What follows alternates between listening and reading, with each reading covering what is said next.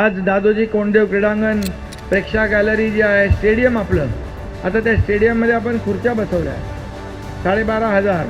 आता तिथं आपल्या तुमच्या प्रताप सरनाईक इकडं आहेत, आपल्या मॅचेस IPL सारख्या, रणजी, ISPL सगळं आपण करू शकतो, कारण अतिशय चांगलं स्टेडियम ठाण्यामध्ये आहे. आणि त्याचबरोबर त्या ठिकाणी आपलं शूटिंग रेंज पण आपण बनवलं आहे ऑलिम्पिक दर्जाचं. मी तिथं फायरिंग करून आलो आणि बरोबर टार्गेटला अचीव करून आलो. पण मला माहीत असतं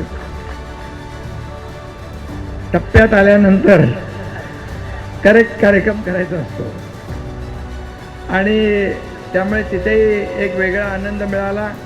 स्टेडियममध्ये जे आपलं बॅडमिंटन कोर्ट आहे, ती 5 बॅडमिंटन कोर्ट आहेत. त्यांना 40-42 कोटी दिल्यामुळे आता 5 बॅडमिंटन कोर्टाचे 10 बॅडमिंटन कोर्ट होतील आणि 5 मजली इमारत तिथं मोठी उभी राहील. त्यामुळे आपल्या शहरातल्या मुलांना राष्ट्रीय आंतरराष्ट्रीय पातळीवर एक चांगलं प्रशिक्षण मिळेल.